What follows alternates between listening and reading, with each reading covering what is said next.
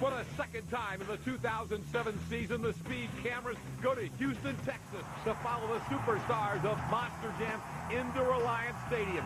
Another packed house, some fresh faces, and some familiar veterans. Lindsey Wink was the runner-up here the last time we were out. His teammate Jimmy Cretin is back with the Bounty Hunter.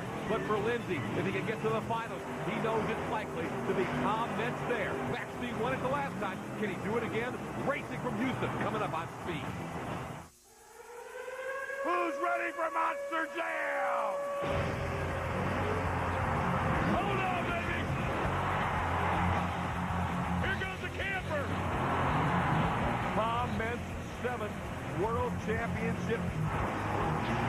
Dennis Anderson is the world racing champion.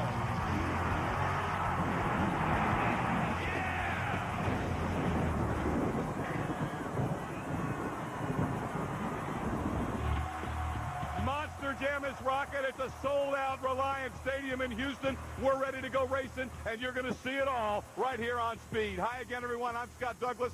Welcome to Houston's Reliance Stadium, and we're talking racing with one of Monster Jam's greatest racers. Of course, I'm talking about Jimmy Cretin, driver of the Bounty Hunter. Jimmy, I know you love it here in Houston. You got so many fans, and your team, to Extreme, but especially the Bounty Hunter, has had a lot of success here. Yes, the Bounty Hunter is going to be awfully fast tonight, and I know it will be because this track is set up exactly for it. Lots of speed. These corners, we're going to be making a lot of... We're going to make a lot of speed around these corners. We're not having to come to a complete stop and then get going again. This is an awfully fast track, and I got an awfully fast truck. Great field top to bottom, but we're going to start calling you the Rick Hendrick or the Jack Roush. You've got 3 trucks in this field, and that means that your wife, Dawn, will be here, and, of course, Lindsey, and then we're talking about Scarlet Bandit and Iron Outlaw. So you're an owner, too. What do you feel about those trucks? Well, I have to feel a lot for those trucks. I mean, I've been focusing a lot on those trucks, trying to get them to where they need to be. Bounty Hunter already in the World Finals. I got 2 more to get in the World Finals. We made some changes to Lindsey Wink tonight. And he's going to be awfully fast. My wife's got the perfect setup for this, a fast truck, and she's looking to make her name and get back in the World Finals. She did really good 2 years ago. Now she needs to get back in there. No doubt. Anytime this guy is on the track, he's one of the favorites in racing. Bounty Hunter and Jimmy Cretin. Now I'm going to head up and join Ken Stout. You get ready for all the action of Monster Jam here on Speed. Thanks a lot, guys. Let's take a look at our field of trucks. It is an outstanding field here tonight. Jack Coverna in the Tough Enough from Edgewood, New Mexico. Dale Mitchell will be driving a truck called Pouncer. He comes from Memphis, Tennessee. 557 cubic inches, 1,800 horsepower there. Darren Basil in El Matador. And Carl Van Horn will be behind the wheel of T-Max. He comes out of Camden, North Carolina with that 2004 Ford. Scarlet Bandit, we just heard of her. Of course, Don Cretin behind the wheel of that one. A spectacular machine. And Leo Donald, who had a spectacular outing in Orlando, he'll be driving Taz.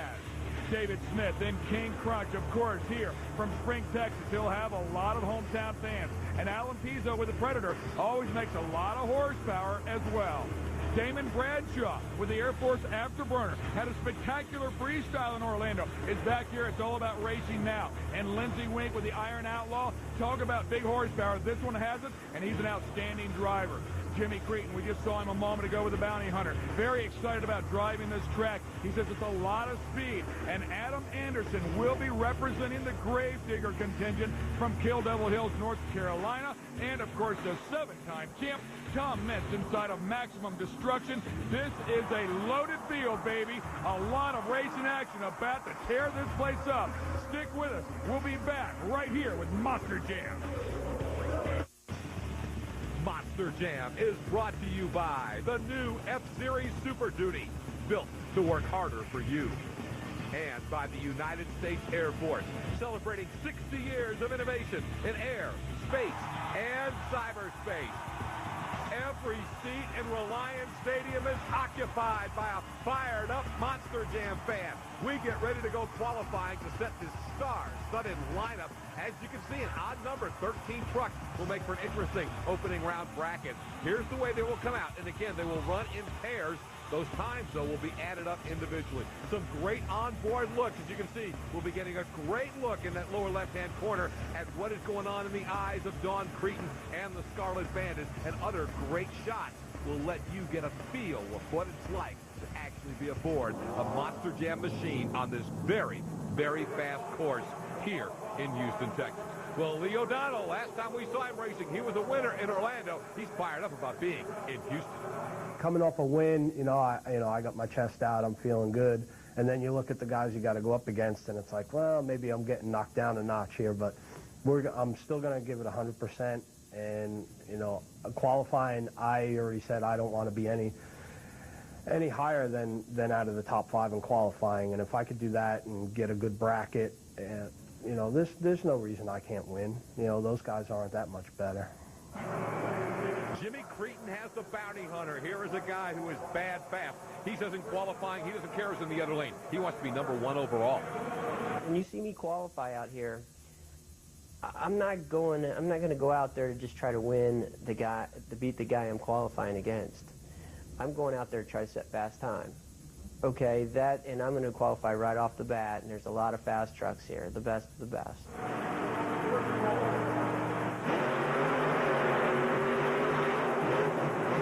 Kim likes to use the term smoke. Well, nobody makes more smoke than bounty hunter and Jimmy Cretin. Yeah, smoke, steam, horsepower, whatever you want to call them. They're very, very good at it. Taz and Lee O'Donnell has showed us he is a very, very able fill-in for Adam Anderson. While Adam is taking over for Dan and Gravedigger, Dennis is still not 100%. So Adam's in Gravedigger tonight, and Lee O'Donnell is back subbing for Adam in the Taz truck. Hey, that's a time that could stand up all night long. 20.5 is blistering on this course. Now, Lee O'Donnell was competitive. However, he's got a 5-second penalty added on, Ken, so he's going to not get that top 5 qualifying run he wanted. We'll go on board with him right here. And you're going to see when he hits his turning post, I believe it comes up right there. Well, he's okay there. So it's the second turn. On the exit of the turn, he just cuts it a little bit too close and tips that over. Here it is right here. Bang. He just knocks it over, and unfortunately, that's 5 seconds. That will add 5 seconds and drop him down in the bracketing once we're done. We would assume, although he was very fast, taking the penalty out of there just a little bit behind what Jimmy Cretin did. 20.5 is going to be tough to beat, but got a bunch of big guns, although we've got problems with El Matador. What's going on here? Yeah, that's a shame. They're already pulling him back. He's just about to come out here and qualify. Maybe we can check in with those guys a little bit later on and see if we can determine what it is. Lindsey Wink pulls Iron Outlaw to the line. Earlier, we got to talk to Lindsey about changes made to the Iron Outlaw and what impact they may have. The truck's going to push a lot more. It's not going to be like turning, almost like turning a vehicle. Before it was really smooth. In a monster truck with a locker rear end, both wheels are trying to push all the time. So you're going to find that the truck wants to get pushed in the corner, and you might find yourself nearing the outer boundaries a bit more. It's a bit more unpredictable in the sense, but once you got your foot in the throttle, both black tires are hooking up and they're trying to go. So that's the reason I did make the change. The Chicago styles were going to work good. That way, if there's any chance when you get too much speed in the corner and the inside part of the truck comes up, I still got that outside wheel turning, which is what most of the trucks run here anyway. Almost everyone's got a locker rear end, and I kind of thought I had an in last year because it worked so well for me, but it's kind of burned me about 3 times this year already, and that's 3 strikes and I'm out. Green is out as Lindsey Wink and the Iron Outlaw on the track solo, getting what would look like a bye run in. The only thing about this candidate is qualifying or against the clock anyway. He has no point of reference with another truck, but these 2 extreme trucks, Jimmy and Lindsey, these guys really, I don't think, worry about who's in the other lane anyway. He wants to run his race. Especially in qualifying. They're not going to look over and see where the other guy is. I mean, maybe a glance out of their eye. 2081, excellent time here. Real close to the boss, obviously. Take a look at that rear end he's talking about. Obviously creating a positive traction rear end, if you will. So he's looking to get some bite. And I like what he said. If it gets up on 2 wheels, he can hit the throttle. And instead of that wheel that's up in the air spinning, the one that's on the ground will also spin and possibly save him from rolling over. Right now, it's 2 extremes tonight. Bounty Hunter 1, Iron Outlaw 2, but more qualifying coming up. They are living it live in Houston, Texas at Reliance Stadium. Anytime you get a chance to catch the Monster Jam live, get out to the Stadium Arena Dome near you. There is nothing like it. We have just started qualifying so far. 2 extremes setting the pace as Bounty Hunter has the fastest time and Iron Outlaw second. Here's the third member of the 2 Extreme team, Dawn Cretin, back in Scarlet Bandit. She'll be on one side of this track. In the other corner, that's where Damon Bradshaw is in the Air Force Afterburner. After that fiery crash in Orlando that we saw last time out, he said his crew chief, Jesse Bearden's been a busy guy. The guys do a great job, and they spend a lot of time on the truck this week, and so I'm just as ready as we have been for the previous ones. And it's nice to be back in Texas. I've done a lot of events here when I was riding Supercross, and so it's always a good crowd here in Texas. They're looking for green. Off the line strong is Damon Bradshaw, representing for the United States Air Force. And there is a brand new top to bottom, almost $250,000 Scarlet Bandit. And you know she's got some big horsepower, but this Air Force truck is going. Damon gets so comfortable, but Dawn actually beat him across the line. Nice qualifying run from the Scarlet Bandit. How about this 2 Extreme team? Jimmy told us at the start, it's important to him that Scarlet and Iron Outlaw do as well as Bounty Hunter. Well, he's getting what he wants right off the bat. Great onboard there. The right hand again up there running the rear steer. Bring it back to center. Both hands on the steering wheel. Watch her eyes because she looks as far as she possibly can trying to find the exit of the turn, but she cannot turn her head because of the D-cell. They have the Hans devices on there, and you can't turn your heads anymore, so she's looking as far as she can with just her eyes. Nice qualifying run for Dawn Cretin, a little slower than Jimmy and Lindsay, but she is going to be among the faster trucks. Now, we've talked for years about Predator and Prowler. Here's another member of Alan Pizzo's team in terms of trucks. It's Pouncer, Dale Mitchell behind the wheel. In the other lane, Carl Van Horn back behind the wheel of T-Max. These guys have been struggling all year to get things right. Well, the biggest issue, we found that our inner axles were too long on the front end.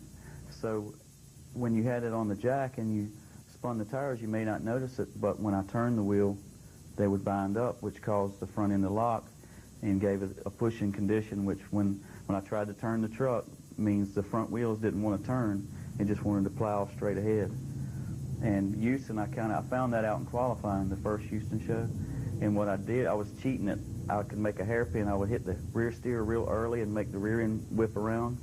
But other tracks like Detroit, San Antonio, I couldn't do that. So all I could do was I actually turned the rear tires backwards to take some of the grip out of it. And that handled better, but then when I left the line, it was like taking off in wet grass. So we've got all those issues fixed. I think we'll be really competitive. Carl won this event 1 year ago. Does he have what it takes to do it again? Oh, love that onboard look. You're looking right over his shoulder. Good start for T-Max. Hey, Mitchell's coming on strong. Dale Mitchell never gets left short. This guy runs hard. I love the look of the Pouncer. That's a sweet-looking ride. But right now, T-Max is opening it up in qualifying. A bit better run for Carl Van Horn and T-Max. His time, though, 22:47, well behind all 3 of the 2 Extreme trucks. Yeah, he's a couple seconds off the pace there. It looked like the truck was turning pretty good till right at the very end there. I don't know if he just had troubles negotiating the center of the turn or what bit him, but obviously a little off the pace. So Carl Van Horn does qualify T-Max. We've got more to put in this field. We'll get back at it next. Don't go away. Look at these fans on fire. You know, earlier we were talking about living it live. You want to live it live and get out early for the pit party at a place like Houston. It's just awesome to be down there on the floor of Reliance Stadium with the trucks and the drivers. Get your T-shirt signed. Really a neat experience. Still have 5 trucks to qualify. Right now, Bounty Hunter far and away the fastest at 20.5.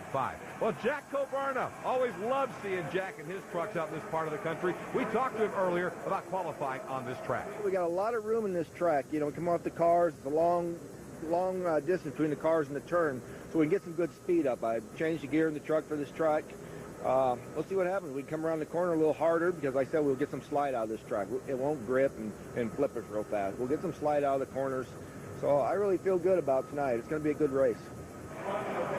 In the other lane, the Fiesta King Crunch, David Smith, this is his home track, and he wants to win badly in Houston. Well, I mean, obviously, I hope to win, you know, but who doesn't? There's 12 trucks here, 11 other trucks that want to do the same thing, so, and there's not a slouch out there. all the trucks here got good power, and any one of them are capable of taking away the win, in racing or freestyle.